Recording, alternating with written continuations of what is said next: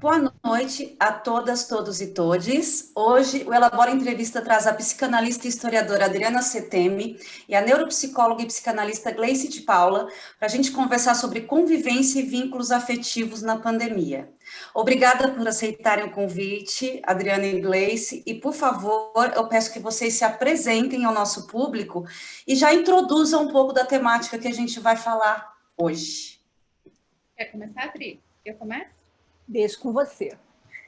Olá, muito obrigada pelo convite. Para mim é uma honra estar aqui junto com vocês. Eu sou psicóloga, sou neuropsicóloga, sou psicanalista. Já estou aí caminhando com 17 anos com clínica, como professora. Atualmente faço meu doutorado, estou dedicando a estudar trauma e transmissão traumática, então é algo que tenho dedicado mais minha atenção ultimamente.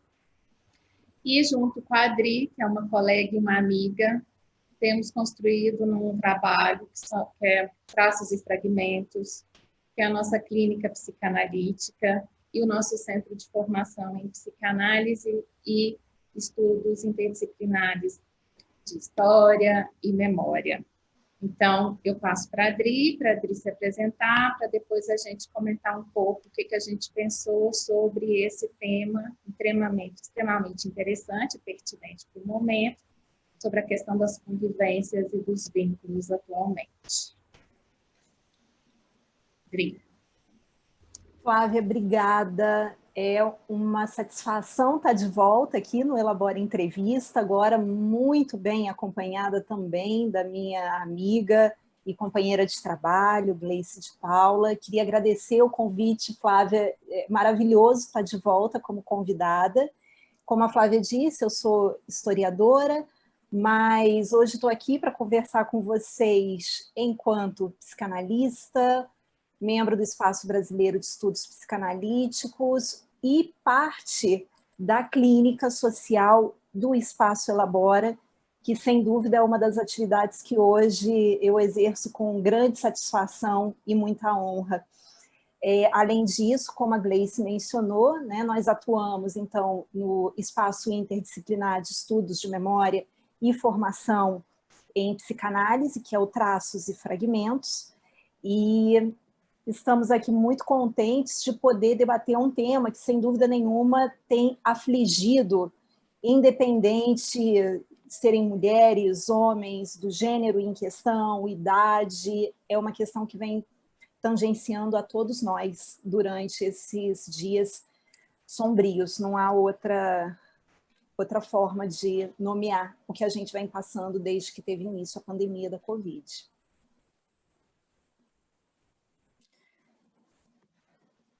Então, meninas, eu gostaria que vocês dessem uma introduzida aí no tema, para a gente já partir para as perguntas.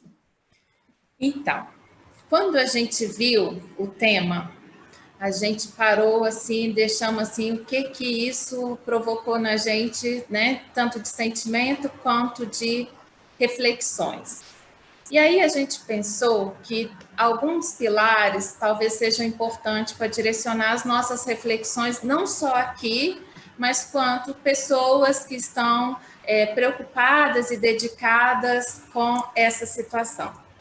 Então, duas coisas importantes, assim, a gente pensar que nem todo laço vai ser, consequentemente, uma relação vinculativa, né? O laço ou o relacionamento, o laço é algo principalmente que me coloca num lugar, numa cadeia, me traz um elo. Então, é um laço, a questão da filiação, é um nome que me coloca numa cadeia de pertencimento, é o parentesco, meu nome que me inscreve numa comunidade, numa família, numa cultura. Mas quando a gente pensa no vínculo, a gente tem que pensar no sujeito em si. Cada indivíduo é a partir do momento, desde o início da vida dele, como que ele vai ter a relação com os cuidadores, com as primeiras referências de cuidado, que ele vai construindo o que a gente chama de representações de vinculação. Que eu posso ter uma representação de vinculação, que a gente chama de vinculação segura, que eu vou ter possibilidade depois, ao longo da minha vida, de estabelecer laços vinculativos de confiança, vou me permitir expor a minha vulnerabilidade, a minha fragilidade para o outro, né? Vou permitir-me me dar conta com o meu estranhamento, que eu sou diferente ao longo da vida e que isso não é uma ameaça para eu estar com o outro que é diferente de mim.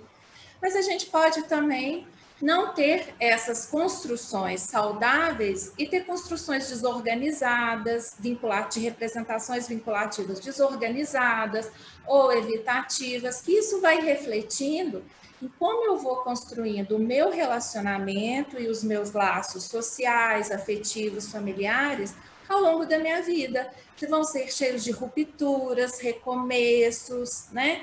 Qualquer situação de desconforto, aquilo ali já não dá mais certo, já não tem como recosturar.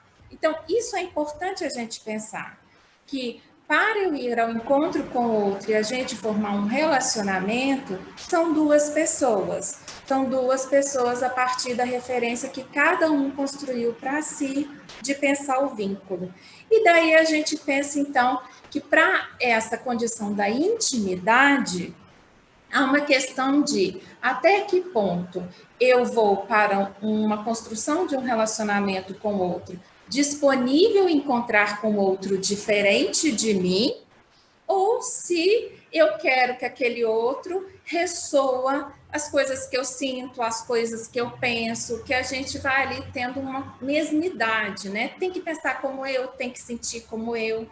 E aí, dessa forma, vai vindo a possibilidade de ter construções de solidão, porque o meu vazio, na possibilidade de que eu não posso construir o meu senso de realidade, de sujeito, que faz sentido para mim, que não posso trocar com o outro a minha espontaneidade, vai me dando uma sensação de vazio muito grande. Só que aí pode ser que eu vou arrumando jeitos, vou construindo uma agenda cheia de coisas, muitos compromissos, e aí a hora que o mundo para, fica quieto, esse eco do meu vazio vai ressoar em mim. Então, o que é que a gente pode, mas nem tudo é a gente olhar para o copo só meio vazio, a gente pode olhar para o copo meio cheio, que a solidão ela pode se transformar numa construção criativa, a partir do momento que eu possa dar tempo para escutar meu eco do meu vazio e poder construir o que a gente vai chamar de solitude. Eu dou conta de estar sozinho na companhia do outro, mas não me sentir em solidão.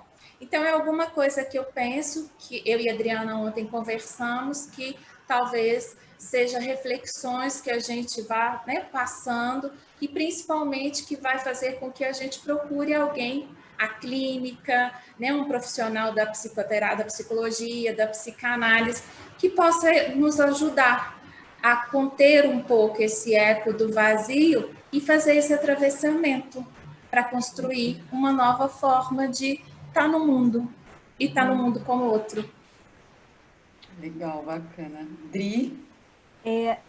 Ouvindo a Gleice falar, me ocorreram algumas questões que eu acho importante também a gente mencionar, né? A Gleice pontuou muito bem essa questão, né, de como se constroem os vínculos digamos assim, de forma diferente do que a gente entende por laços, né? Laços de amizade, laços de família, ou seja, o vínculo como algo mais da ordem da construção que você faz ali no cotidiano. Mas tem um ponto que eu acho interessante chamar a atenção, tudo isso vem sofrendo transformações ao longo do tempo, né? E é interessante, eu estava conversando com a Gleice ontem, se nós percebermos que essa situação que tem sido vivida, eu posso falar a partir da minha clínica, né? Imagino que a Gleice tem a experiência de escuta dela na clínica dela, mas a minha experiência sobretudo, mulheres apresentarem muitas queixas a respeito do que a Gleice falou de solidão, né? Solidão na pandemia, solidão. E escutando essas mulheres na clínica, nos dias de hoje, é inevitável me remeter a uma obra muito interessante, que é a História da Vida Privada no Brasil, e outra obra, História do Amor no Brasil, de uma historiadora que eu sou fã, a Mary Del Priore.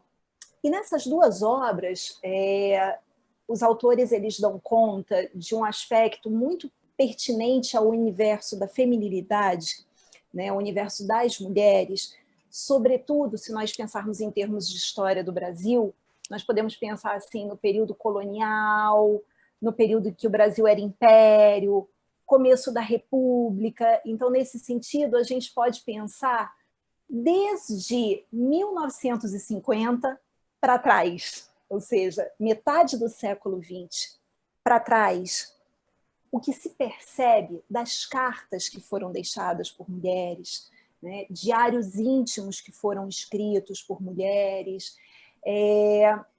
Uma outra fonte que serve esses historiadores para pensar, digamos assim, o imaginário feminino nesses períodos mais anteriores, são os bordados, né? As telas bordadas. Tudo isso dá conta de um universo feminino muito permeado pela solidão. Sobretudo o ambiente doméstico, porque aí é importante a gente mencionar que até 1950 as mulheres elas estavam, pelo menos se nós pensarmos em termos de mulheres da classe média, classe alta, elas estavam restritas ao ambiente privado, né? Mulheres de classe baixa sempre estiveram no espaço público, né? Sempre estiveram trabalhando, entretanto, sempre foram invisibilizadas. Tá? São até hoje, porque mesmo dentro do espaço doméstico, utilizam o espaço doméstico como a sua fábrica. Então, elas lavam roupa em casa, elas cuidam dos filhos dos vizinhos dentro de casa, e essas atividades são invisibilizadas. Então, de uma certa maneira, podemos dizer que as mulheres estão de forma mais, quase que de forma contundente, até ali em 1950, no ambiente interno do lar, né? O ambiente privado. E é interessante que nesses registros históricos que foram deixados por essas mulheres, a experiência da solidão, ela permeia todo esse cotidiano vivido dentro do espaço da casa, dentro do espaço doméstico. Então, existe aí uma dupla face. Um cotidiano cheio de atividades, muitas vezes não reconhecidas como atividades laborais, não reconhecidas sequer como atividade, como trabalho, né? E sim como obrigação. Você é mulher, é natural que você faça, né? E a outra face dessa moeda é a solidão. Quando a gente pensa de 1900, quando a gente pensa nesse cenário, né, nessa moeda com duas faces, de 1950 para trás, a gente entende. Então, vou tentar dar alguns panoramas. Onde que estavam os homens? Os homens, em geral, estavam no espaço público, né, trabalhando, desenvolvendo funções políticas, funções sociais, em momentos como o que a gente está vivendo. Então, para a gente começar a se aproximar do problema atual. Por exemplo, vamos pegar a situação de guerra, Segunda Guerra Mundial, 1939 e 1945. Os relatos de mulheres são exatamente esses. Em casa, sobrecarregada com as tarefas domésticas, tendo que dar conta, inclusive, de financiar a alimentação, o estudo, enfim, o funcionamento da vida, né, dos filhos e outros parentescos, né, outros parentes, familiares que dependiam ali daquele núcleo. E onde é que estavam, digamos, a figura masculina dessa formação familiar? Estava na guerra. Se a gente aproximar, se a gente trouxer para a situação que a gente está vivendo hoje, e aí eu me permito essa liberdade de aproximar o que a gente vive hoje diante da pandemia a uma situação de guerra, porque, lamentavelmente, é parte da política contemporânea tratar um vírus, tratar uma questão de saúde pública como uma guerra, né? Então, se a metáfora da guerra serve para fazer política pública, ela serve também para a gente pensar questões emocionais, questões afetivas. E aí tentar fazer um gancho mais claro com o que a Gleice estava falando. Ora, a partir de 1960, a gente teve a Revolução dos Costumes no mundo todo, no Brasil, no mundo todo, né? As mulheres, então, passam a sair, a deixar o espaço doméstico, ingressar de forma cada vez mais contundente no espaço público, seja trabalhando, ocupando posições políticas, não aceitando mais de forma passiva, né, ou de forma naturalizada esta condição feminina de alguém que está restrito ao lar e, portanto, naturalmente responsável pelas tarefas do lar. Então, a gente tem aí uma experiência social desde os anos 60 até os dias de hoje, que é desse afastamento das mulheres de dentro do espaço privado, né, e um ingresso massivo no espaço público. E aí a gente tem uma situação, né, Flávia? Porque então quem é que ficou dentro do lar? Porque os homens continuaram fora do espaço privado e não se responsabilizando pelas tarefas do espaço privado do lar. E as mulheres passaram a exercer o seu direito cidadão de ocupar o espaço público. E muitas vezes delegaram as funções do lar a trabalhadoras majoritariamente mulheres, né? Então, cuidadoras, pessoas responsáveis pela limpeza, pelos cuidados da alimentação. Quando chega a pandemia, o que é que acontece? De uma certa maneira, a gente pode dizer que foi uma entrada numa máquina do tempo. Porque então nós temos famílias, todas elas, vivendo dentro do seu lar. Homens, mulheres, crianças. E quase que como de forma mágica, muito rapidamente se entendeu que as tarefas do lar iriam recair sim sobre as mulheres. Mesmo que essas mulheres estejam, desde os anos 60, né, também ocupando o espaço público, e não mais apenas de forma naturalizada o espaço doméstico. Percebe a contradição? Então, a gente tem aí uma situação, retomando o que a Gleice falou, de um ponto de vista social e histórico, a gente tem uma revolução dos costumes, que colocou as mulheres no espaço público. Entretanto, a construção dos vínculos dentro desses espaços familiares, dentro do lar, talvez não necessariamente ele tenha seguido esta mesma ordem histórica, né? E aí eu tenho pensado muito sobre o fato da pandemia ter evidenciado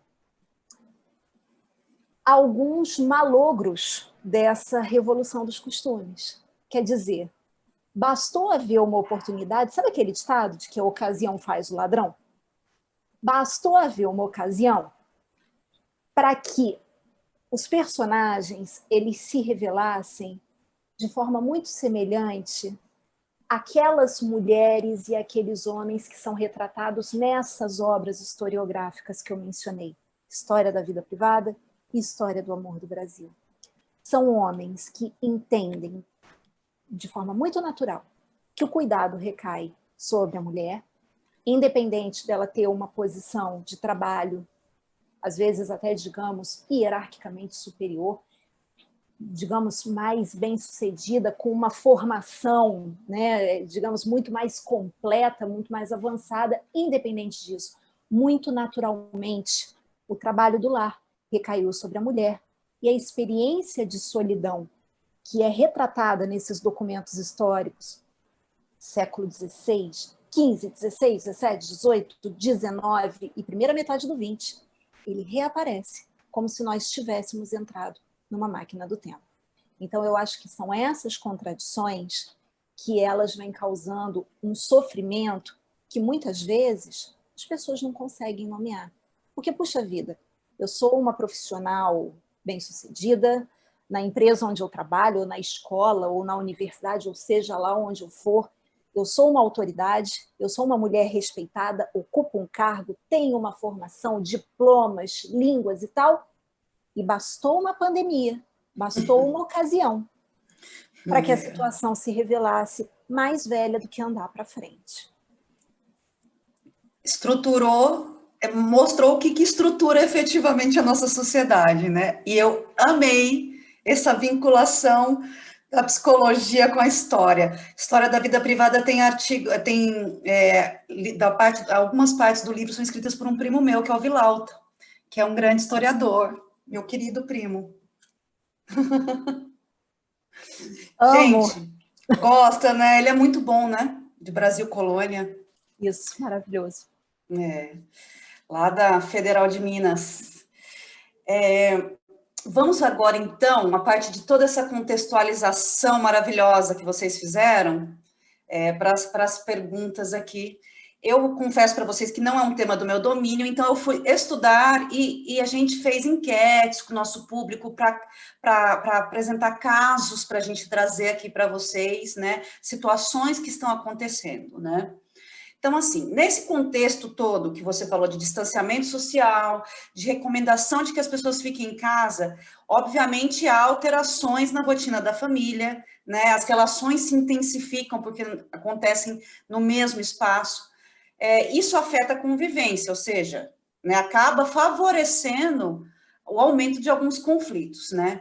Quais casos de conflitos familiares mais comuns, assim, que vocês têm visto?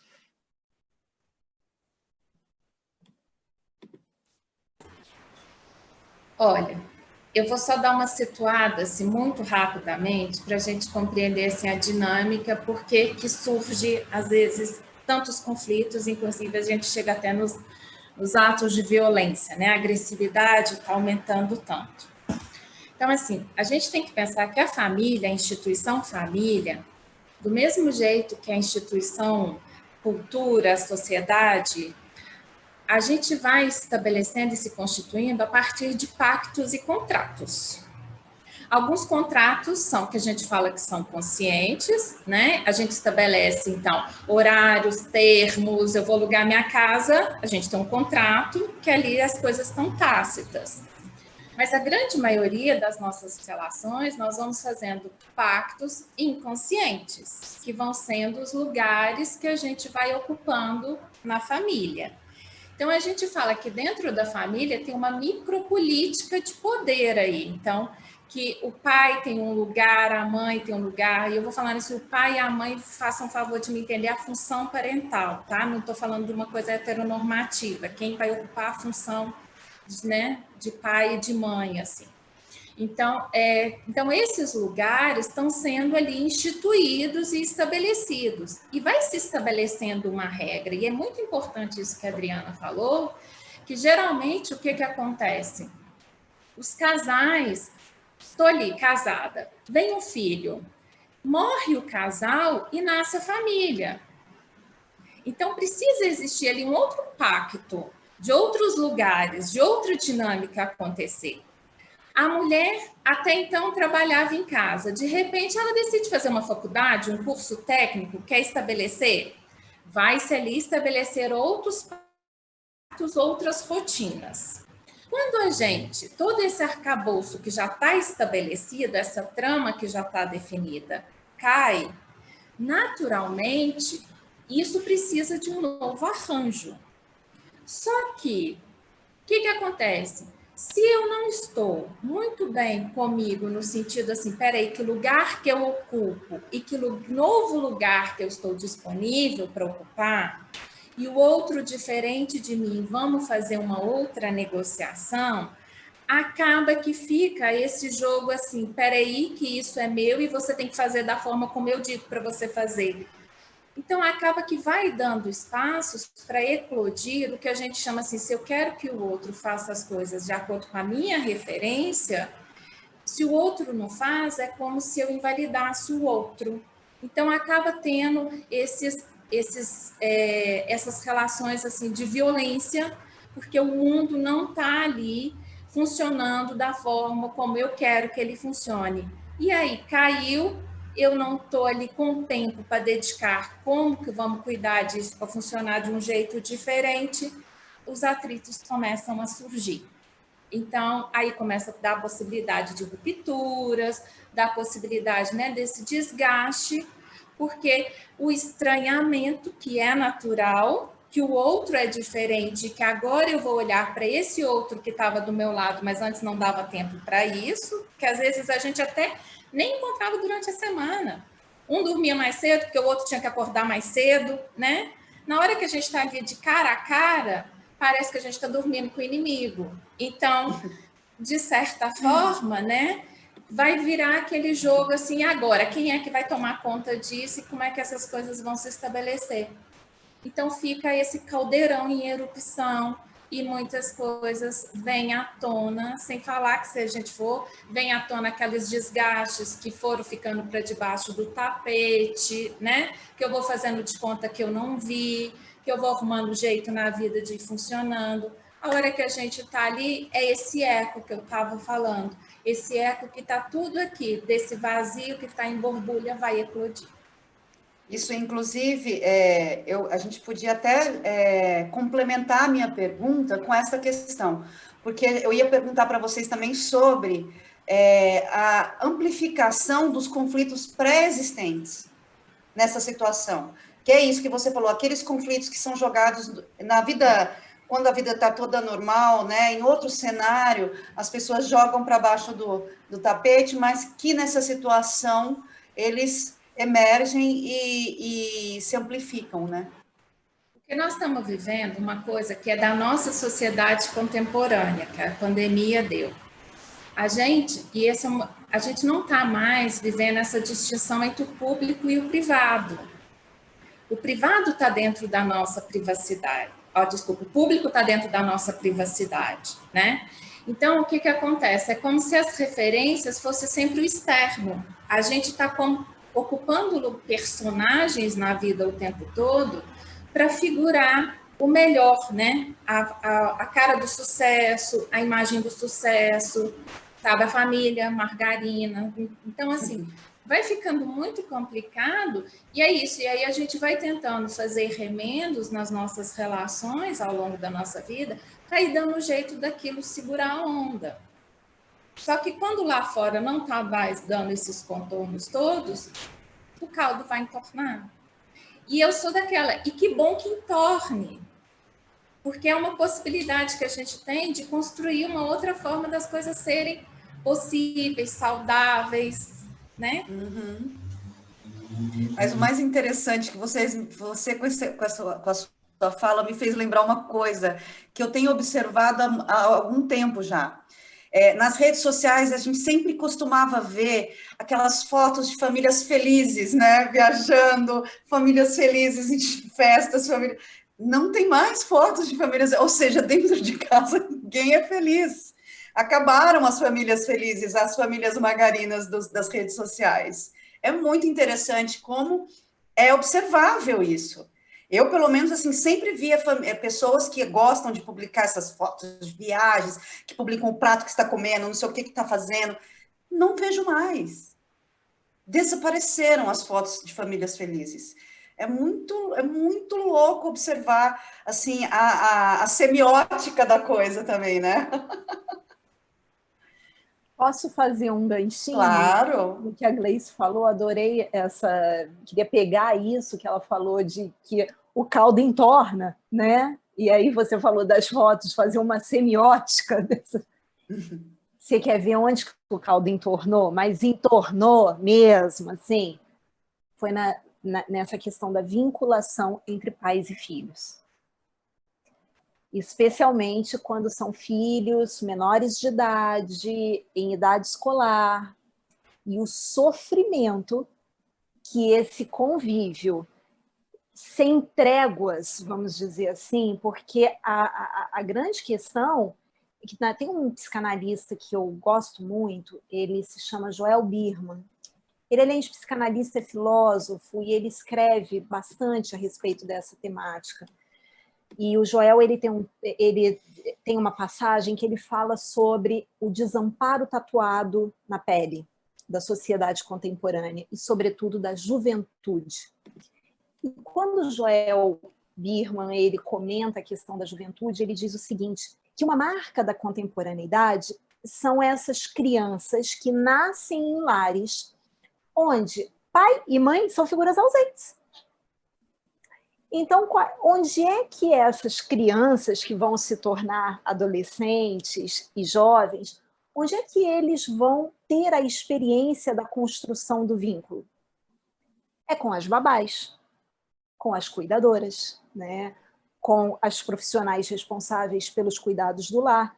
E aí eu menciono um filme que eu amo de paixão, que é o filme A Que Horas Ela Volta, né? Cinema brasileiro.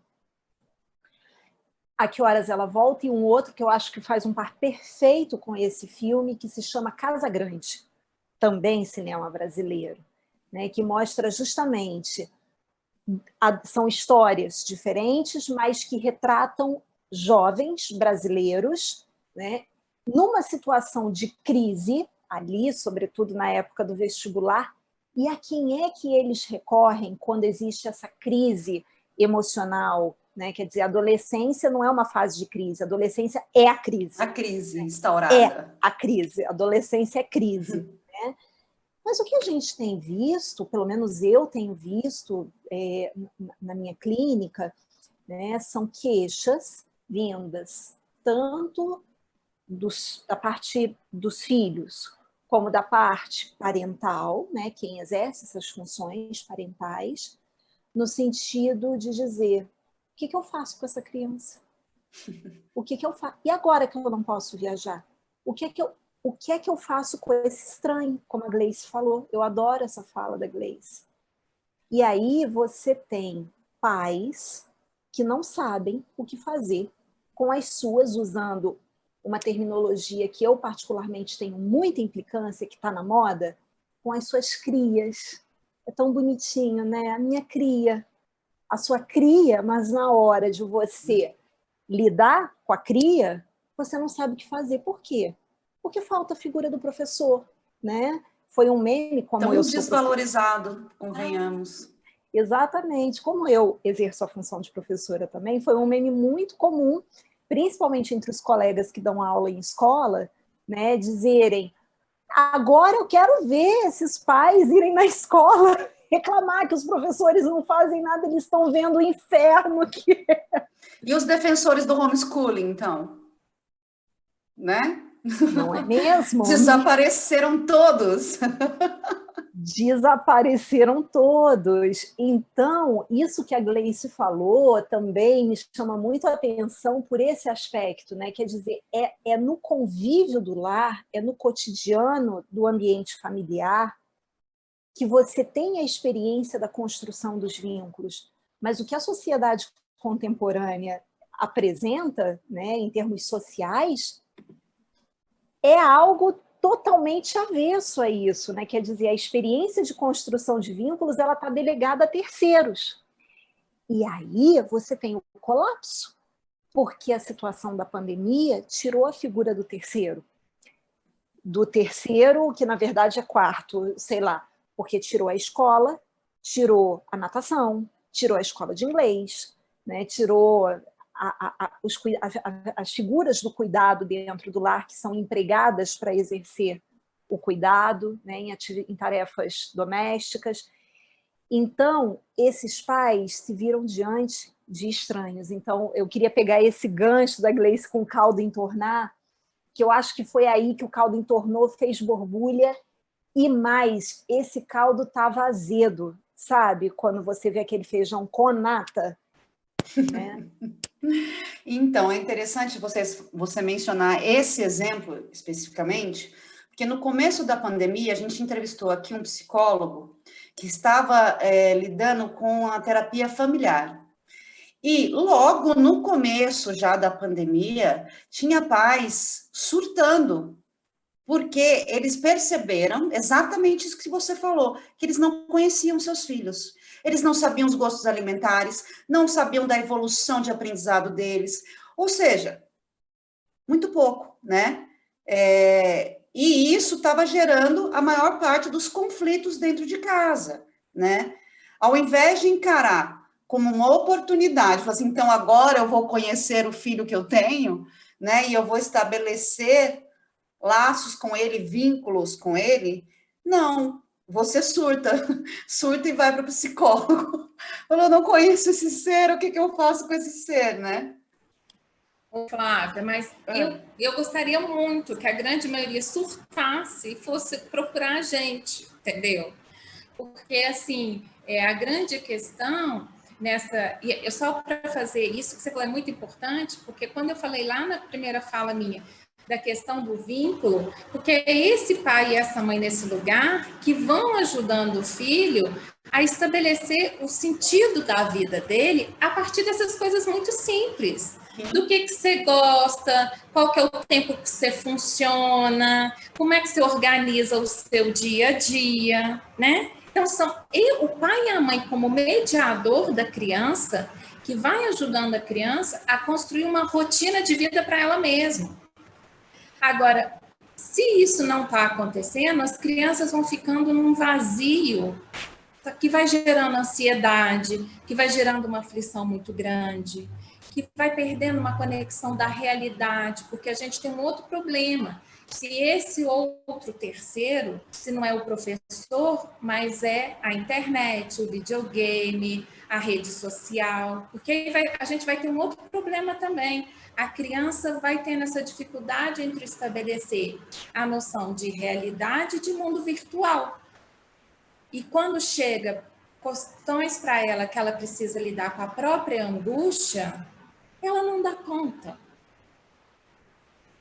Porque a dimensão que ela tem do mundo é o mundo virtual, é onde tudo dá certo, onde a gente vai, né, construir mundos de conflitos e depois o herói sempre se salva.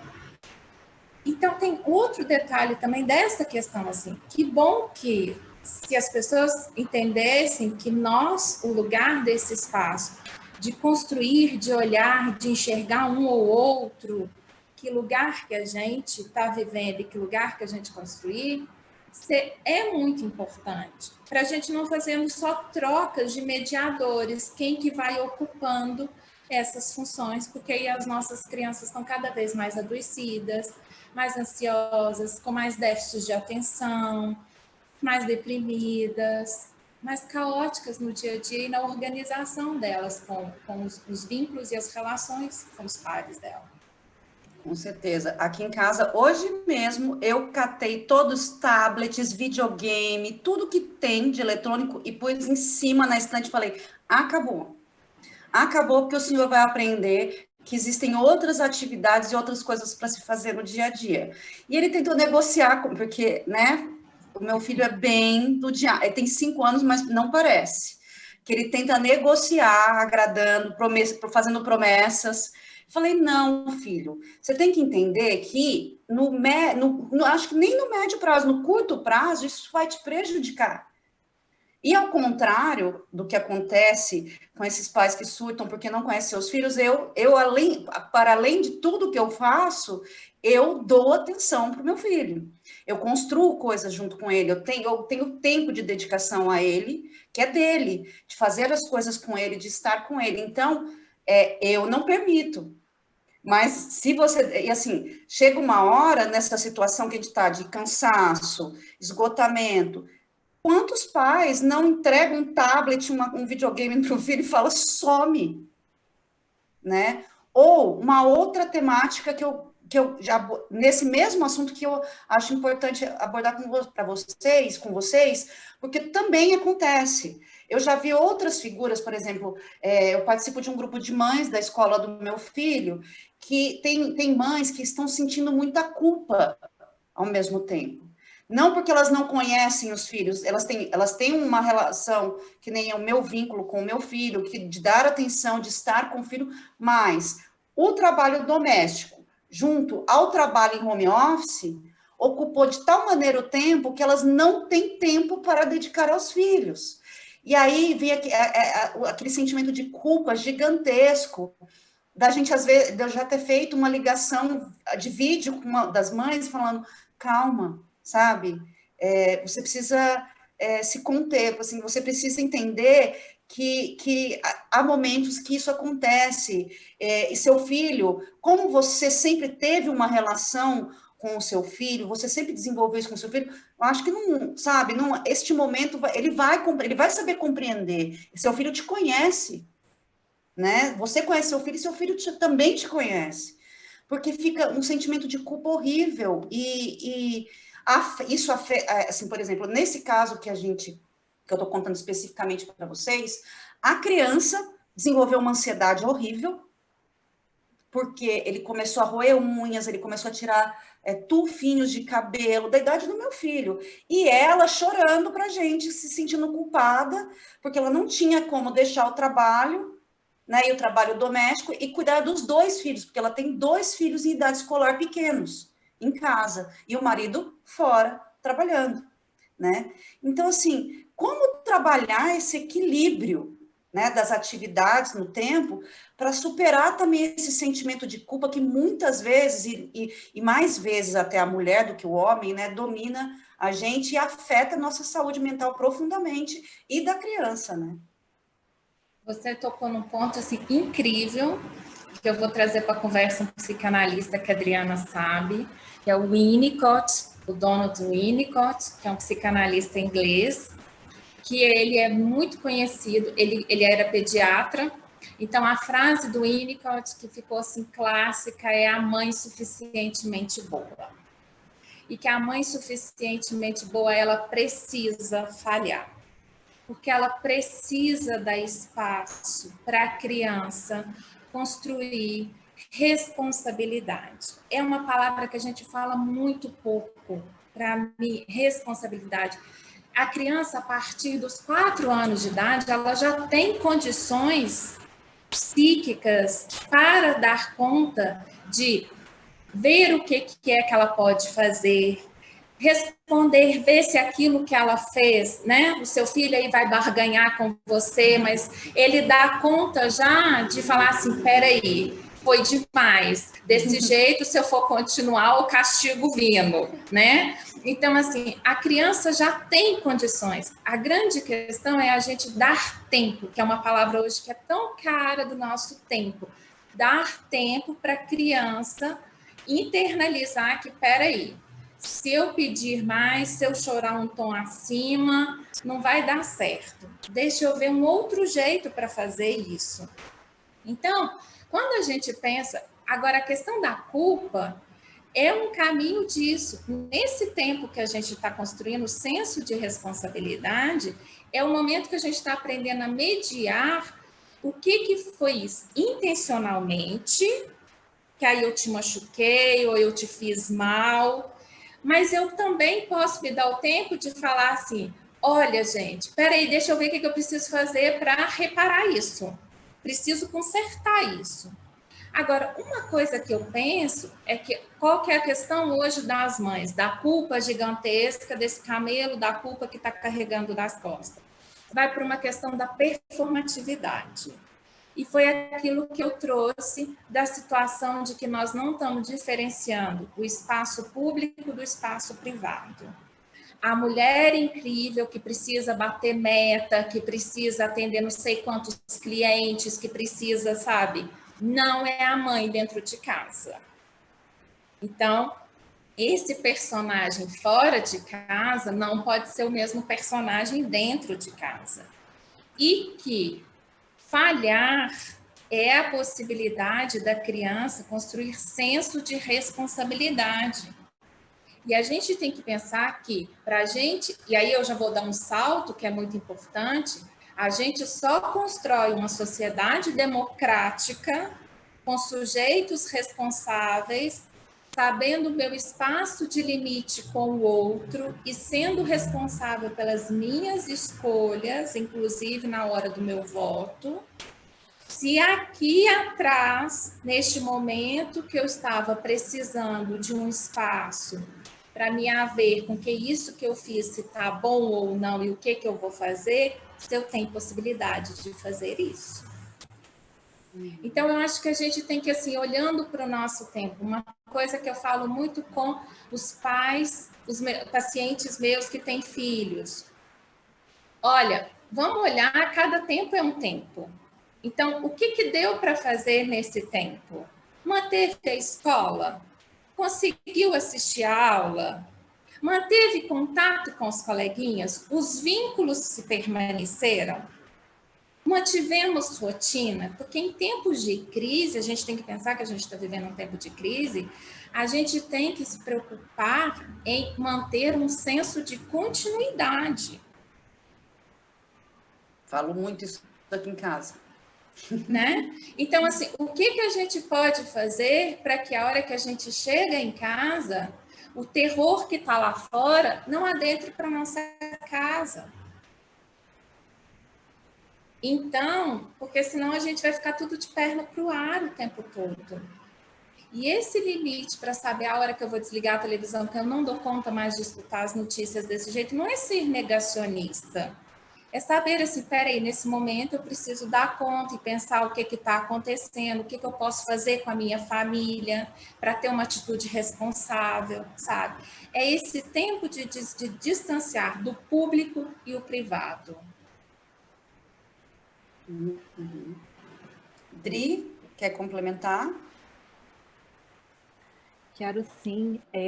Foi ótimo esse ponto que a Gleice, esse fio que ela puxou, vamos dizer assim, porque tem uma outra questão que eu acho importante a gente pensar, que se por um lado existe essa relação, né, de um estranhamento entre pais e filhos, e isso está gerando tanto uma situação de estresse, depressão, né? Por outro lado, como vocês vinham conversando, a questão da culpa de pais que, digamos, numa outra vertente, constroem uma relação com seus filhos, têm uma relação construída, mas vivem a culpa, sobretudo, diante da possibilidade de reenviar os filhos. Nossa, eu falei como se fosse um pacotinho agora. Mas, enfim, permitir que os filhos se tornem... de volta. Não deixa de ser uns pacotinhos, né? Que eles ficam tão embrulhadinhos, né? Naqueles uniformes. Mas, enfim, permitir que os filhos retornem à escola, né? Também é uma situação que eu tenho escutado bastante, tanto no consultório como também na experiência como docente, né? Orientação de docentes em formação. Não, sua amiga aqui pode te dizer pânico, da possibilidade de levar meu filho para a escola agora. Isso, e é um pânico que ele como eu costumo dizer, parece aquela bola de espelho que fica nas boates, né? Um caleidoscópio. Porque é o pânico do filho ir para a escola e ele adoecer. Mas aí você lê uma média de 300 artigos científicos e vai ver que não, o nível de transmissão com crianças não é tão alto assim, mas aí começa a formar o caleidoscópio. Porque aí vão ter outros 300 artigos que vão falar da possibilidade de retransmissão das crianças, como são potenciais transmissores. E aí tem a minha saúde, porque se eu adoecer, como é que eu vou cuidar do meu filho? Não, mas eu já tive Covid. E aí você lê mais 300 artigos científicos dizendo que você pode transmitir mesmo já tendo sido infectada pelo Covid. E aí tem os avós, e aí tem os tios, e aí tem as novas cepas da doença? Tem as novas cepas, exatamente. Então, a culpa, ela também é um caleidoscópio, porque é a culpa em relação ao filho, é a culpa em relação aos pais, é a culpa em relação à sociedade, aí resolve não mandar. Mas aí tem isso que vocês estavam mencionando, né? Porque aí essa mãe absolutamente sobrecarregada, porque a casa virou tudo, né? Então, aí tem a culpa diante daquela criança que ficou ali, que não foi permitido que ela voltasse para o ambiente escolar, que ela voltasse para as suas atividades, mas essa mãe também não consegue, porque realmente o dia, isso é inevitável. Ele só tem 24 horas, graças a seja lá quem for, né? Ele só tem 24 horas. Então não dá tempo de fazer tudo, não dá tempo de você, né? E aí a culpa, né? E a culpa, de fato, não é uma boa companheira. A culpa gera sofrimento. né? E Exato. esse sofrimento, ele irradia, né? E aí você tem uma família drenada por sofrimento. Com certeza. Agora, vamos continuando nesse assunto família, né? E falando, fazendo um gancho do que temos agora e do que já tínhamos, porque assim, né? Esse investimento na convivência familiar, ele tem se tornado ao longo dos anos, dos últimos anos, já cada vez mais raro, né? As pessoas trabalhando, estudando, compromissos inúmeros, né? Já tomavam cada vez mais tempo e lugar desse convívio familiar, né?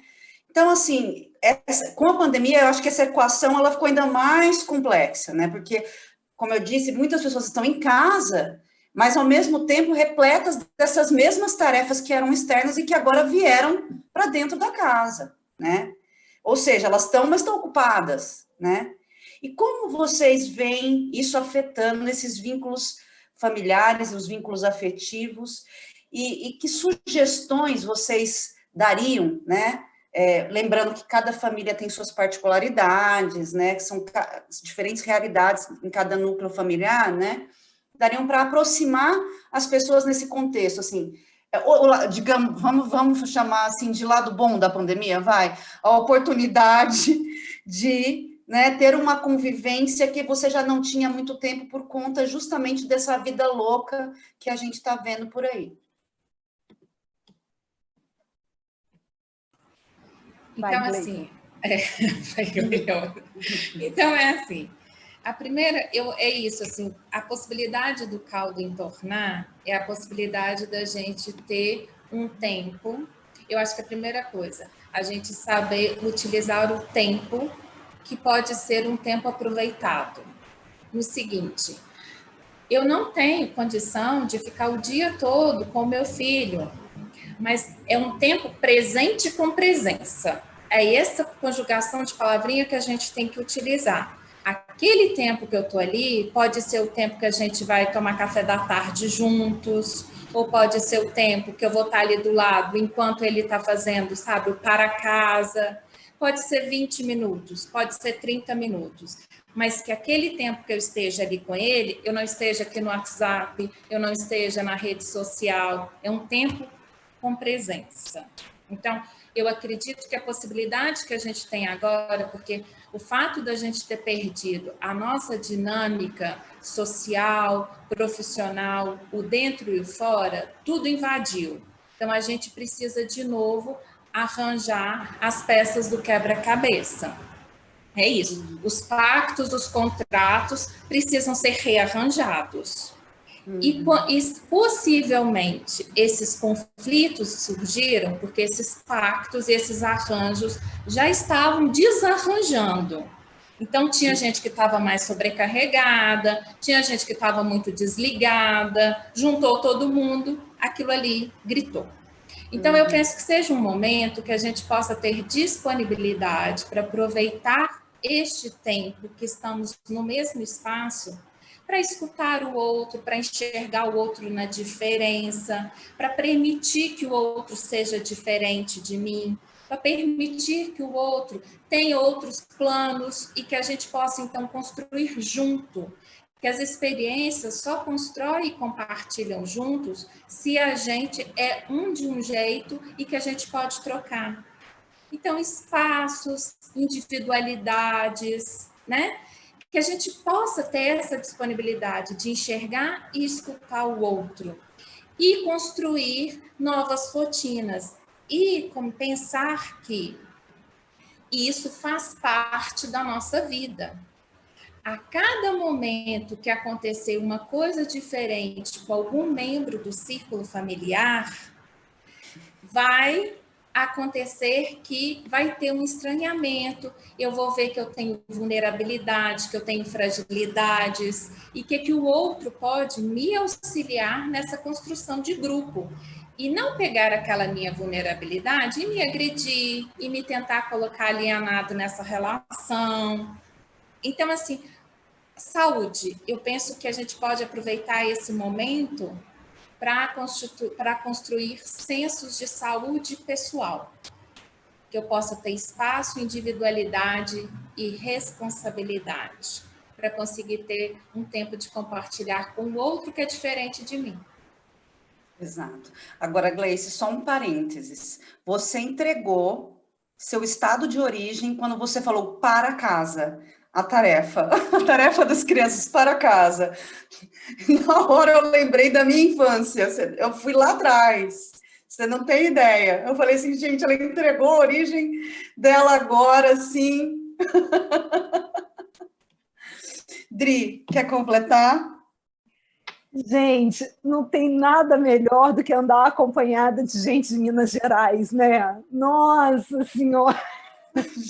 Na hora que ela falou para casa, eu juro, ela me transportou lá atrás, na minha infância, que eu tinha para casa, era escrito para casa, é muito legal. Meu Deus do céu, E é gente. muito Minas, é uma E o expressão problema é a muito gente não Minas. entregar a idade também, né? Porque a gente transporta no tempo e entrega a idade também, né? Tem esse Ainda detalhe. bem que continua sendo para casa, viu, Gleice? Assim, a nossa idade ninguém vai saber. Eu estou amando máscara, gente. Estou amando máscara, que a idade está aqui, olha. Estou vendo ela, estou vendo agora. Eu fico realmente tentando descobrir o que fazer com isso aqui. Máscara. Né? É verdade. Olha, é uma ótima ideia. Máscara, segura. Vou voltar ao tema. Eu queria só pegar um gancho da Gleice, fazer uma costura. Enquanto fui escutando a Gleice, fui pensando também num outro aspecto, sabe, Flávia?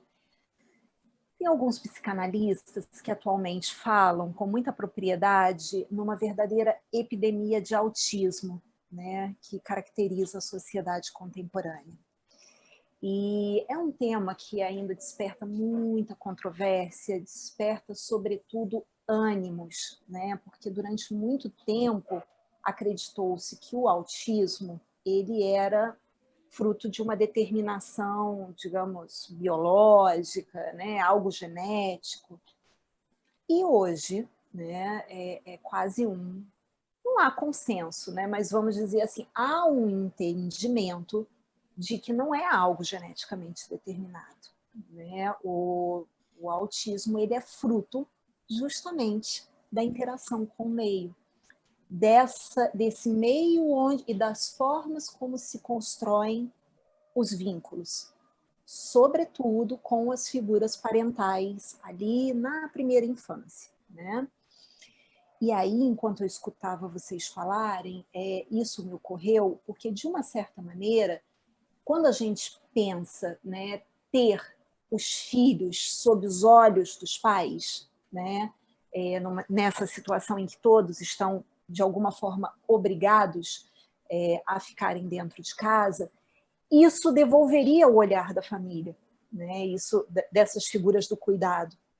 Mas é o que a Gleice apontou, né? O que adianta as figuras parentais estarem em casa, no mesmo ambiente, mas está aqui, olha, com a cara no celular. Está com a cara no celular.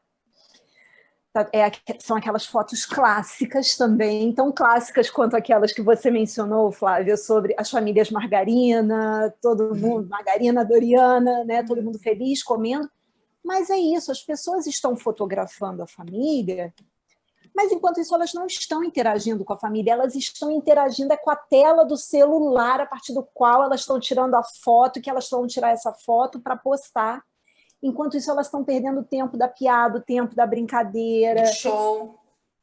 Exato. Gente que filma o show inteiro e não assiste o show.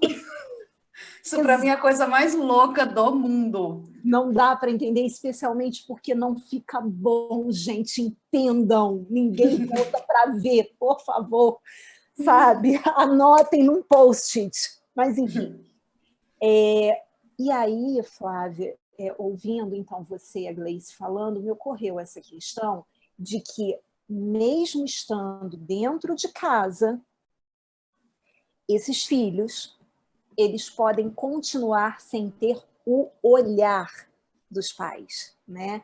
Quando você contava da sua experiência com teu filho, né? me lembrou uma experiência muito particular no último Natal, que foi possível em família. Eu comprei um brinquedo para minha sobrinha agora está com 7 anos, então na ocasião ela estava com 5 para 6, tá? E era um brinquedo que certamente todo mundo já brincou, que eram os castelinhos de madeira em que você faz uma cidadezinha, né? Quando eu entreguei para ela, eu comprei, eu vi na caixa, eu falei, gente, que lindo, eu brincava Você disso. lembrou da sua infância. Eu lembrei da minha infância, porque a gente não compra brinquedo para criança, a gente compra brinquedo para a gente. Exato. A verdade é essa. Francisco, tanto que Francisco também tem um desse. Veja bem o que é uma mãe feliz, né? Então, o que aconteceu? Quando eu comprei, vi a caixa, não olhei, não li instrução, não vi nada, sei o que é, né? Comprei. Quando eu abri a caixa, e aí eu fui ver as pecinhas, as madeirinhas, né, que formavam os castelinhos, as casinhas, elas estavam todas em branco e os adesivos para colar nas pecinhas e aí ficarem aqueles pintadinhos, né, como se fosse a parede e tal, os tijolinhos. Sabe qual foi o meu pensamento imediato e que eu externei para o meu marido, que é o tio dessa mesma criança? Eu falei assim, ai gente, que difícil, na minha época era mais fácil, porque já vinha todo pintadinho. Agora a gente tem que coisar, né? Como é que a criança vai fazer isso? E imediatamente, porque eu tenho 2 sobrinhos, a de 5, na época tinha 5, e o meu sobrinho de 3. Mas foi imediato, quando eles abriram e viram que tinha uma cartela de adesivo e pecinha, Tia Adri, brinca comigo, porque eu não consigo sozinha. Olha a possibilidade do vínculo. Exato. Olha a possibilidade do olhar. Aí, né, é o tal negócio. Aí eu olhei para o meu marido, que também é psicanalista, e falei assim, gente, não adianta, né? Santo de casa não faz milagre. Mas a sorte é que a gente tem os ouvidos bem trabalhados e a gente pôde escutar essas crianças, né? Exato. Bom que a gente escutou. E aí eles chamaram a gente para brincar. E a gente ficou ali grudando e tal. Então, não necessariamente estarem todos confinados significa a possibilidade do olhar, né? É preciso trabalhar isso. E aí, para encerrar essa intervenção, nesse comentário que vocês fizeram, eu queria lembrar um psicanalista chamado Fedidá, e ele tem uma teoria, né? O título de um livro dele, muito audacioso, que fala nos benefícios da depressão. Tá? E quando o Fedidá fala dos benefícios da depressão, ele fala, sobretudo, que numa sociedade em que a gente vive o tempo inteiro uma aceleração, como a Gleice colocou, né? Uma sociedade extremamente acelerada, uma sociedade espetacularizada, ou seja, você tem que estar linda o tempo inteiro, né? Então, por exemplo, um dilema que eu tenho vivido. Agora eu estou voltando muito aos pouquinhos com alguns pacientes para o consultório. Dilemas femininos. Eu falo, gente, como é que eu vou botar minha cara na rua com essa sobrancelha desse jeito? Sem fazer, né, coisas que a gente faz na pele e que, de uma certa maneira, responde a essa demanda de espetáculo. Né? A gente está sempre em cena, a gente tem que estar lindo, a gente tem que estar bem, feliz, né? E então o Fedidá ele vai dizer que a depressão ela traz a possibilidade de experimentar uma outra temporalidade, um tempo mais calmo, o tempo do recolhimento, sabe, que é o tempo da dor, né? O tempo da depressão é o tempo da imobilidade, né? A pessoa ela tem uma sensação de que o tempo não passa, né? São horas intermináveis, é a sensação de congelamento. E o Fedidá ele vai dizer, se esse processo de congelamento, de esfriamento e de imobilidade estiver amparado por um acompanhamento, por um tratamento psicoterapêutico, a pessoa pode experimentar os benefícios de um tempo mais lento. Os benefícios de uma temporalidade que não exige tanta performance. A gente vive a sociedade performática. Né? Então, aí eu queria complementar, então, isso que a Gleice falou, que foi algo que me ocorreu enquanto eu escutava a Gleice, que ela diz assim, o caldo entornar é bom o caldo entornar. Né? É bom as pessoas sentirem o sofrimento, né? Elas se confrontarem com as suas dores, com as suas limitações, com as suas necessidades de recolhimento. Agora, é fundamental que isso aconteça com acompanhamento psicoterapêutico. Bom, posso completar só uma coisinha que claro. E é uma coisa que, se a gente está falando em sujeito individual, cada um, porque é cada um que vai formar o grupo, cada um também tem o seu modo de vivenciar a sua dor. Então, assim, às vezes, eu preciso de meios para acessar os meus sentimentos, que eu estou tão ali engessado nessa sociedade espetacular, estou tão dançando a música que os outros falam para mim qual é a música que eu vou dançar, que eu nem sei qual é a música e que ritmo que eu sei dançar. Então, assim, cada um vai ter seu tempo e cada um vai ter a sua forma de expressar a sua dor. Então, às vezes, eu posso, igual a gente, só para dar um exemplo, às vezes a gente tem um grupo de leituras de poesia, que a gente faz grupos de poesia, que talvez é ali, é a hora que eu vou utilizar uma música, uma poesia, né? Um grupo, eu não dou conta sozinho, eu preciso de ter outras pessoas perto, que eu vou conseguir me acessar. Então, eu acho que isso também é importante, que a gente aprender que o tempo para cuidar da dor, para cicatrizar a dor, mas eu também tenho que ver qual vai ser o meu tempo e de que jeito que é melhor para mim. Porque senão a gente está repetindo a mesma história. Porque senão eu vou procurar aquele psicólogo, aquele psiquiatra que o meu vizinho vai e que é muito sucesso ou não sei o quê, e às vezes não dá certo para mim. Verdade. Você me fez lembrar de outro filminho, esse é Água com Açúcar, tá? Que é o Noivo em Fuga, que a moça, ela comia o ovo do jeito que os namorados, os noivos comiam. Chegou um ponto que ela falou assim, não, eu tenho que descobrir como que eu gosto do ovo. Aí ela testou todos para ver qual que ela realmente gostava, né? É isso, cada um tem a sua, né? Sua forma de sentir, de gostar das coisas, né? E às vezes a gente fica, as relações nos anulam tanto que a gente acaba vivendo, né, o que o outro quer, o que o outro gosta, o que o outro sabe. Verdade. Bom, agora eu queria falar de um assunto que a gente pincelou lá no começo, mas que a gente tem ouvido muitos relatos de separações, de conflitos familiares graves, rompimento de vínculos, aumento da violência doméstica, né? A gente tem ouvido muito falar disso. Aí, eu queria saber de vocês como a gente dá vazão a esses conflitos, rompe esses vínculos que não estão mais saudáveis, ao mesmo tempo em que a gente consegue minimizar os impactos negativos desses rompimentos nessa situação de pandemia.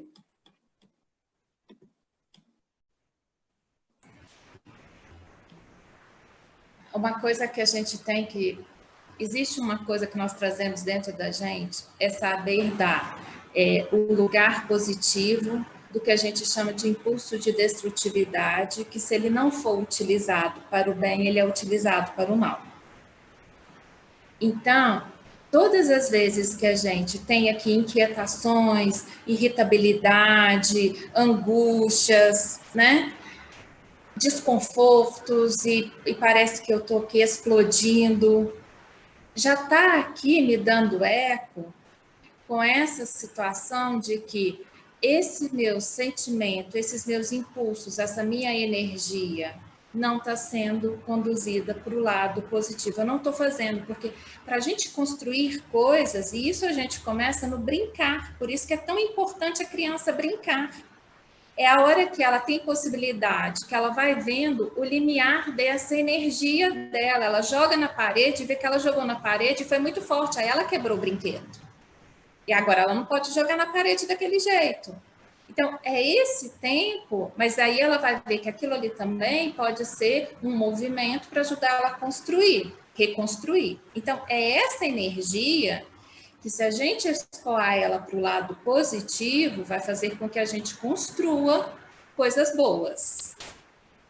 Então, a primeira coisa que a gente tem que nos permitir identificar quando não está bom, quando eu estou vendo que a pressão está muito grande em cima de mim e que eu não estou conseguindo articular jeitos de fazer um estado de ambivalência.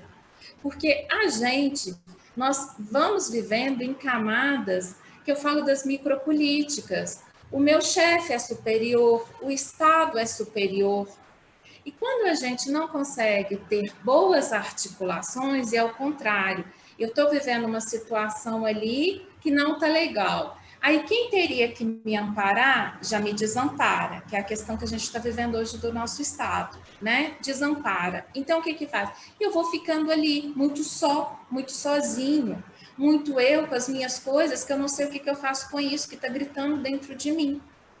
Então, só para dar uma coisa assim, que tudo isso nós temos. E que nós estamos vivendo uma situação que já está deixando a gente mesmo muito à flor da pele, porque a gente está muito desamparado.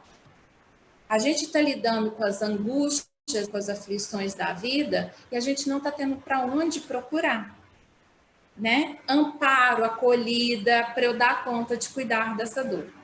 Então, o que seria importante? A gente aproveitar esse momento que as coisas estão se desfacelando para ver que isso faz parte da nossa condição de sujeito. Se eu não conseguir ir ajudando a equilibrar as forças que eu tenho dentro de mim, destrutivas, eu vou escoar isso para situações que são mais frágeis do que eu. Então, aí eu tenho a violência com as crianças, com a minha mulher, tá? Porque eu vou ficando ali oprimido, e depois esse caldo tem que estourar. Então, a gente aprender o nosso limite. Até onde que eu dou conta disso? O que eu faço para me ajudar a encontrar esse limiar? Que hora que eu preciso sair do público para eu sair de tanta exposição, porque eu tenha tanto que estar ali mostrando para o outro ou respondendo a demanda do outro, para que eu possa me aquietar, para que eu possa ter tempo de cuidar disso que está me incomodando tanto, que está me afligindo tanto. Então, eu acho, Flávia, que é o tempo assim da gente aprender a olhar para a gente e ver qual é o nosso tom e qual é o nosso lugar no mundo, para a gente não precisar ir escoando essas turbulências que a gente não cuida quando pede o tempo para cuidar. Dri, quer complementar? Quero sim. Isso que a Gleice comentou me fez pensar também que, veja, essa explosão, né, que acontece, que vai se configurar na forma de violência doméstica, rupturas, né? De uma certa maneira também é uma forma de performance, né? Então, eu queria mencionar o que a Gleice já tinha comentado no bloco anterior de perguntas, né? É a vida pública cada vez mais dentro do ambiente privado. Então, veja que nós não estamos restritos a uma performance apenas no ambiente público. A performance hoje, ela também é dentro de casa, né? Eu venho conversado com algumas pessoas, é um posicionamento crítico meu, sobretudo no que diz respeito a algumas demandas sociais da moda, né? Eu acho toda moda precisa ser problematizada, qualquer uma. E algo que vem se transformando mais do que numa conscientização, né? A questão do parto humanizado e não uso de cesárea. Quer dizer, hoje, do meu ponto de vista, extrapolou uma questão de saúde pública. Não é mais uma questão de conscientização, não é mais uma questão de diminuir intervenções cirúrgicas em função de uma questão de saúde pública. Hoje virou moda, né? Então, há toda uma conversa, há toda uma propaganda, a mesma indústria farmacológica, a indústria ligada à medicina, que está por trás do incentivo ao uso de cesariana, também há uma indústria por trás do incentivo à criminalização de cesariana, né? A gente vê, por exemplo, algo que para mim é temerário, que é um filme que tem no Netflix, eu acho que já em 3 volumes, né? Que é o Renascimento do Parto, né? Aquilo ali é indústria também. É tão indústria quanto a indústria farmacológica, é tão indústria quanto a indústria da medicina, mas você vende uma ideia de que se você se colocar contra algo, né, como, por exemplo, a questão da intervenção médica e o uso de analgésicos, medicamentos, né, para a questão do parto, você seria resistência, você seria alguém que está fazendo diferente. Mas, no final das contas, o que eu tenho percebido é que tem muitas mulheres, né, que buscam partos normais, que sequer aceitam quando há uma indicação médica sob risco de vida para a mulher e para o bebê, né, uma indicação de cesariana, e não acatam essa sugestão, não acatam esta colocação médica, né, essa indicação de cesariana, porque senão eu não vou viver a experiência de forma integral, de forma verdadeira. Isso também é uma forma de performance. E isso também é uma forma de violência. Então, veja, eu usei esse exemplo do parto, né, dessa situação, que é uma situação bastante contemporânea e algo que está bastante presente, sobretudo nos debates, no campo feminista e tal, para mostrar o seguinte: algo como, por exemplo, a gestação de um filho, eu acho que não pode haver nada mais da ordem do individual, né, do privado, né? Se nós pensarmos numa gravidez com todas as condições, mesmo, ou melhor, eu vou reformular, mesmo uma gravidez que aconteça nas condições de maior vulnerabilidade, aquela ali é uma experiência muito íntima, mais que individual, é uma experiência íntima, a experiência da gravidez, né? Em condições normais de temperatura e pressão, mais do que uma experiência íntima, ela é uma experiência privada, né? Porque você tem ali toda a construção da própria sociabilidade desse ser humano que está vindo, que está a caminho, dentro do lar, mesmo antes da chegada. E veja, essa chegada, ela vem sendo pensada muito menos em função do bem-estar da mulher e do bebê, mas em função de uma performance. Tanto por um lado como por outro. Então, escuto mulheres que dizem: eu não, eu vou fazer cesariana porque eu quero que meu filho nasça. Isso! Eu quero que ele seja ariano, eu quero que ele seja, né? Quero que ele nasça tal dia. E tal hora. Exato. E ai do médico que atrase. E ai do anestesista que não faça aquela imundície daquela anestesia pegar para o meu filho dar o grito na hora certa, né? Dar o choro na hora certa. E também tem a outra questão, né, de dizer: não, eu quero com hora marcada porque eu não posso perder a minha reunião do dia tal, né? Eu já tenho que prever a minha agenda para depois da licença maternidade. E, além do mais, eu não quero chegar que nem uma maluca na maternidade. Eu quero passar no cabeleireiro, fazer uma escova, fazer um babyliss, entendeu? Fazer as minhas unhas, né? Eu quero chegar linda. Isso é performance.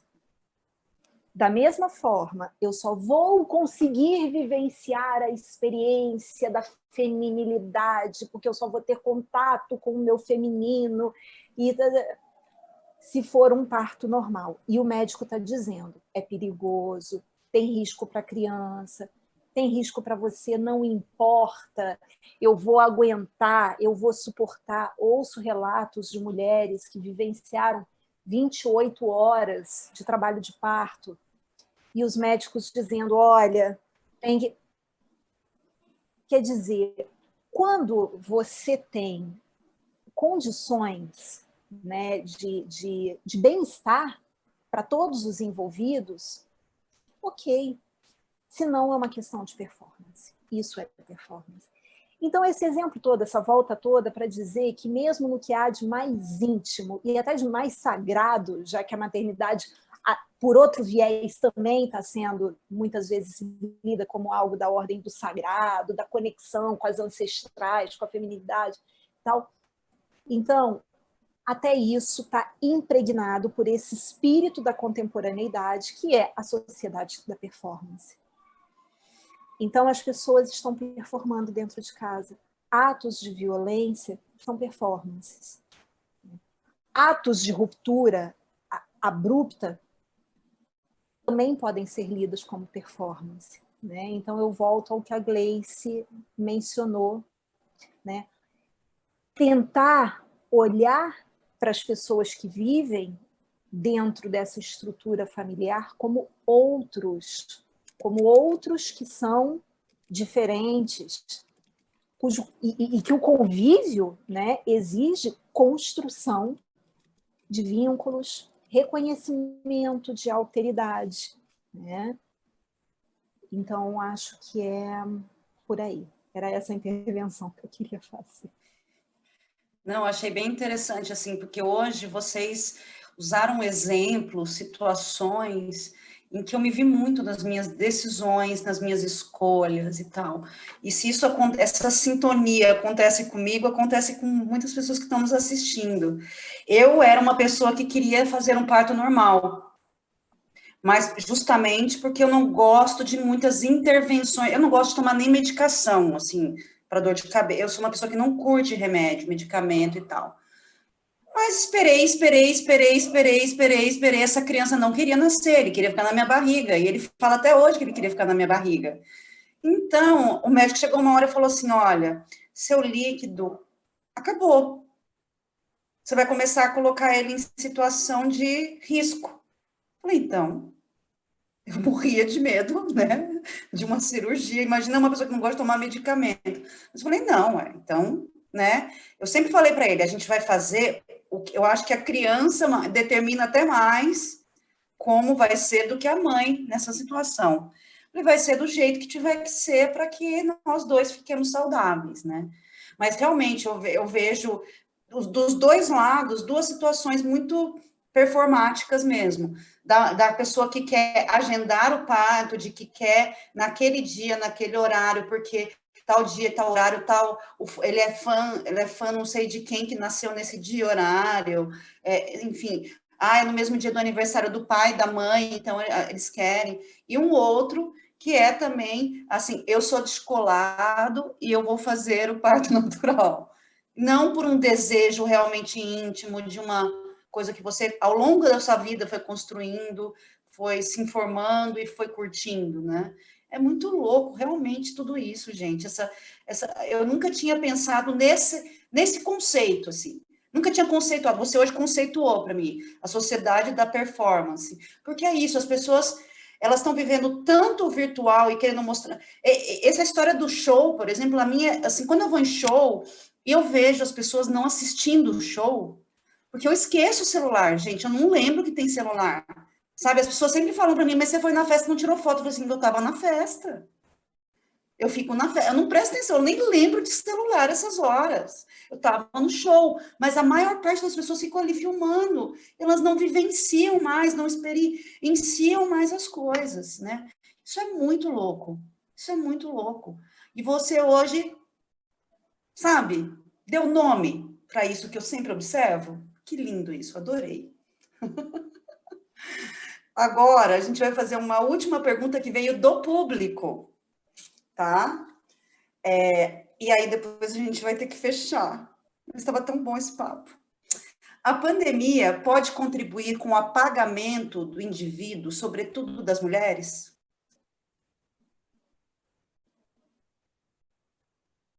Vai, Gleice, vai você. Fala de novo, Flávia. A pandemia pode contribuir com o apagamento do indivíduo, sobretudo das mulheres? A gente tem que pensar, eu vou voltar na questão do que a gente estava falando dos pactos. Se é que a pandemia, eu penso ao contrário, assim, se é que a pandemia não está mostrando um apagamento que já existia. Ela está deixando, para mim é por aí, não é que a pandemia está sendo a causa, o nexo causal de que não está, mas para mim é o contrário, assim, é que a pandemia, a hora que silenciou o palco e o espetáculo, a gente deu conta de olhar para quem estava em cena no palco.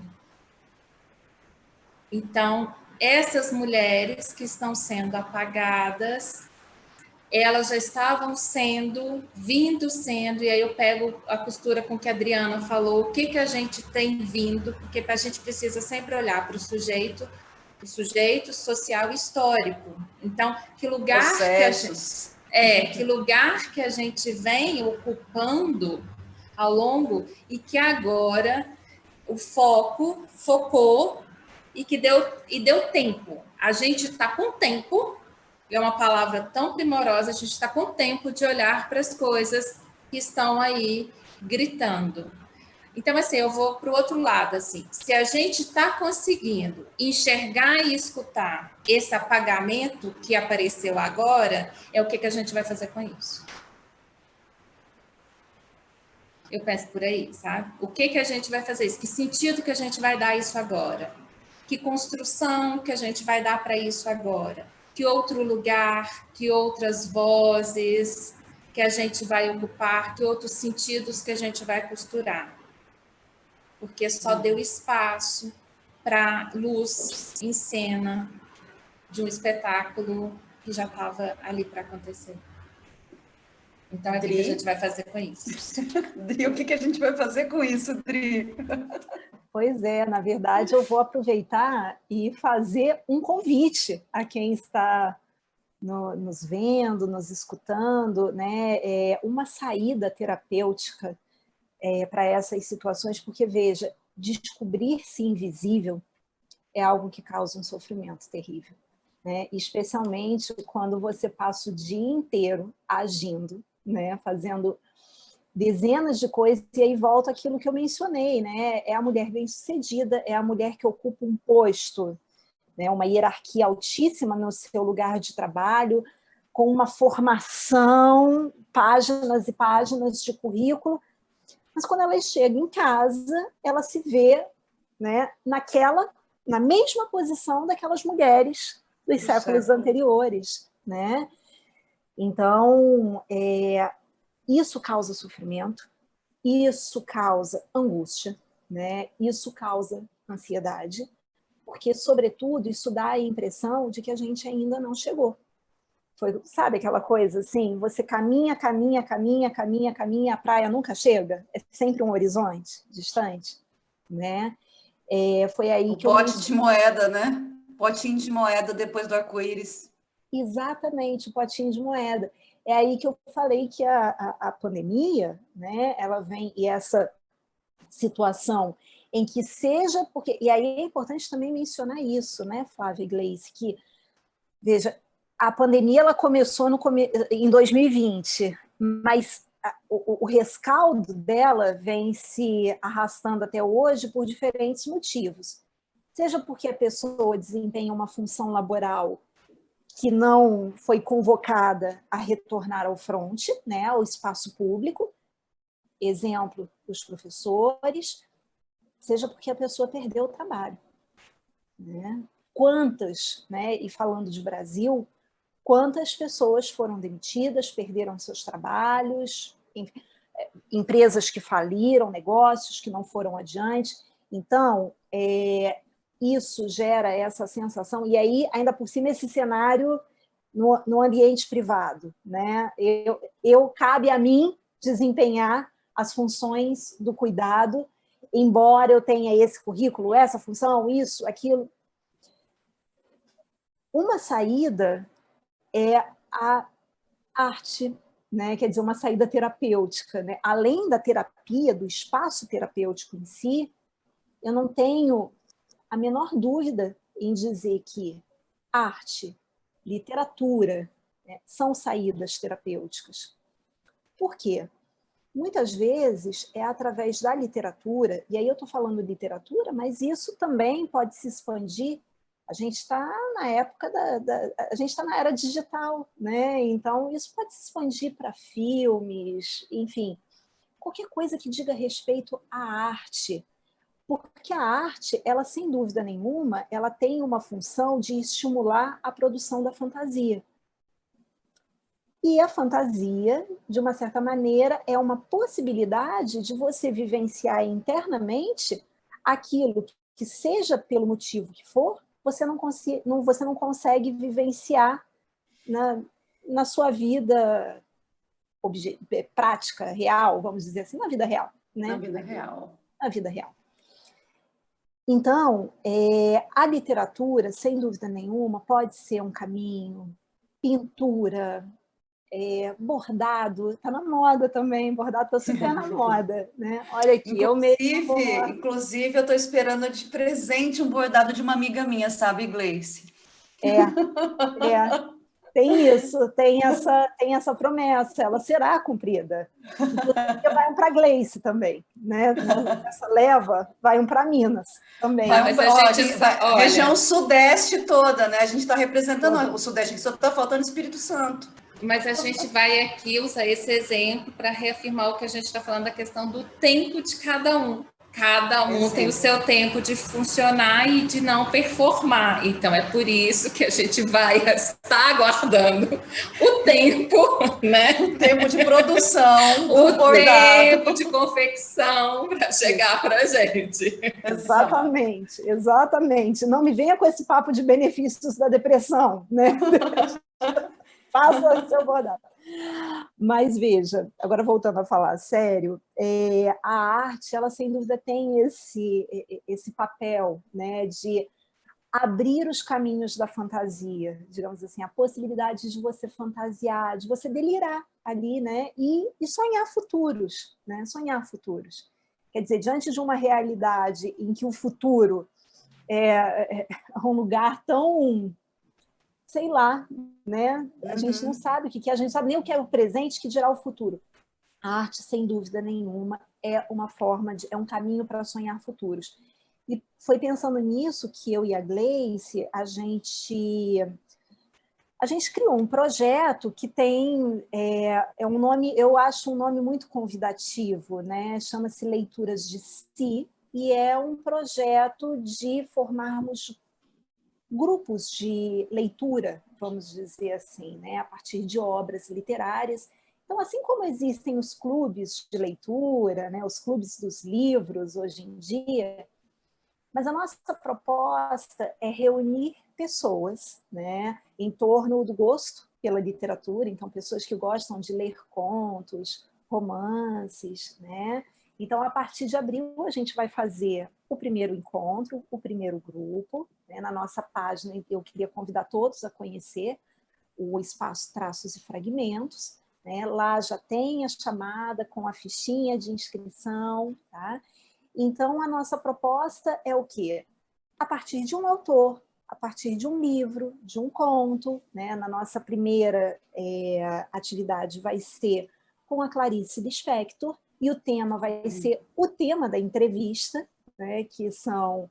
E, gente, eu esqueci o tema da entrevista, olha como eu sou Não ótima. É a primeira vez. Não, né? Convivências e vínculos afetivos. Convivência e vínculos afetivos. A gente esquece, a gente diz, mas a gente retoma. Olha a possibilidade de ir e vir. Então, o tema vai ser convivência e vínculos afetivos. a partir de um conto da Clarice Lispector. Tá? E qual é o objetivo desse grupo? Né? É justamente isso, pessoas que queiram se juntar a nós pelo gosto à literatura. A literatura, ela permite despertar no leitor, né, dimensões que às vezes passam batido nesse cotidiano acelerado, dimensões sensoriais, dimensões afetivas, tá, que são despertadas pela leitura, pela arte de maneira geral, né? Então, é convidar pessoas que tenham interesse na leitura para vir conosco fazer essa leitura conjunta, né, e fazer da literatura um despertar para dimensões sensoriais, afetivas, que permitam um contato, ainda que seja um contato inicial, com as suas dores, com as suas questões, com os seus sofrimentos. Sofrer não é bom, mas um primeiro passo, sem dúvida, é se deparar com ele, sabe? Saber que ele existe, né? Olhar para ele e falar, olha, eu estou te vendo. E aí, buscar uma psicoterapia para cuidar desse sofrimento. Exato. Gente, foi bom demais. Vai ter que ter repeteco, né? Porque, assim, meu roteiro foi pela metade, tá?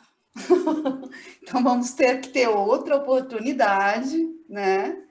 Mas a gente chegou ao fim dessa entrevista. Foi mais um grande papo aí, muito legal, muito bacana.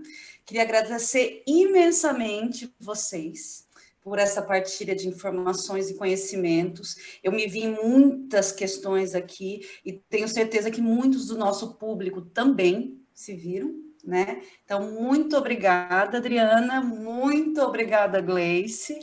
Já estão convidadas para voltar. A Adriana já, né, tá com o pé lá do carro, ela já tá. Agora a gente precisa trazer a Gleice. E também queria convidar vocês duas e o nosso público para a próxima conversa do Elabora Entrevista, que vai ser com a professora da Faculdade de Educação da USP e ex-secretária de Educação de Santo André, Selma Rocha, a respeito da volta às aulas presenciais na pandemia, no dia 19 de março, às 19 horas, no Facebook do Elabora. Boa noite a todas, todos e todas, e boa noite para vocês. Boa noite, obrigada. A Adri já é de casa, então eu vou tomar a palavra para agradecer o carinho da acolhida, de estar estreando aqui com vocês. Foi lindo, foi maravilhoso esse encontro, de troca mesmo, e pode chamar que a gente volta. E muito obrigada mesmo pelo carinho e por todo mundo, por a gente ter compartilhado esse tempo aqui, viu? Foi muito bom, foi muito gratificante. Eu acho maravilhoso estar nesse grupo, sempre nesse espaço, né? A Gleice aqui conosco. E, como disse a Gleice, foi muito lindo. Obrigada pelo carinho, obrigada por todos que nos assistiram. E, sobretudo, a gente espera que essa conversa, ainda que com um tom de descontração, ela tenha sido também uma forma de acolher, né? Quem pediu esse tema, quem precisava escutar essa discussão. Então, sintam-se muito acolhidos aqui na nossa maneira descontraída de falar, né? E a gente espera vocês aqui no Elabora sempre. E eu agradeço. Muito obrigada, gente. Boa noite.